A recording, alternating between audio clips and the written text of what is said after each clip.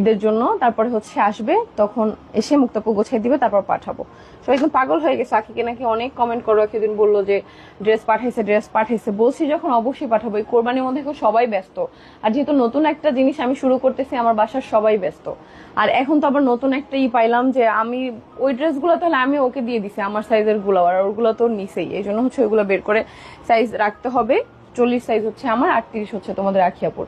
তো সেই ক্ষেত্রে ওইগুলো আবার আমার রাখতে হবে। দেখো ছোট্ট একটা স্টেপলার কালকে আনা হয়েছে, দুইটা, এটা ছোট, এটার থেকে। হ্যাঁ ভিউয়ার্স, আহাদের স্ত্রী তিশা কতটা নাটকবাজ তা এই ভিডিওতেই প্রমাণ দিয়ে দিল। তিশা একটা ভিডিওতে বলছিল আখির জামা কাপড় দরকার হয় আমি রাস্তায় ফেলে দিব, তবু ওকে দিব না। আর এখন বলছে সম্পূর্ণ উল্টাটা।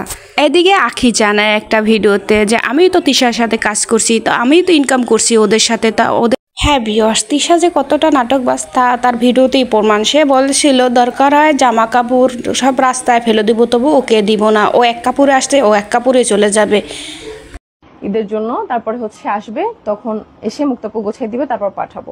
সবাই এখন পাগল হয়ে গেছে, আখিকে নাকি অনেক কমেন্ট করো। একদিন বললো যে ড্রেস পাঠাইছে। বলছি যখন অবশ্যই পাঠাবো, এই কোরবানির মধ্যে এখন সবাই ব্যস্ত। আর যেহেতু নতুন একটা জিনিস আমি শুরু করতেছি, আমার বাসার সবাই ব্যস্ত। আর এখন তো আবার নতুন একটা পাইলাম যে আমি ওই ড্রেসগুলো তাহলে আমি ওকে দিয়ে দিছি, আমার সাইজের গুলো, আর ওগুলো তো নিছেই। এই জন্য হচ্ছে ওইগুলো বের করে সাইজ রাখতে হবে। 40 সাইজ হচ্ছে আমার, 38 হচ্ছে তোমাদের আখিয়াপুর। তো সেই ক্ষেত্রে ওইগুলো আবার আমার রাখতে হবে। দেখো ছোট্ট একটা স্টেপলার কালকে আনা হয়েছে, দুইটা, এটা ছোট, এটার থেকে।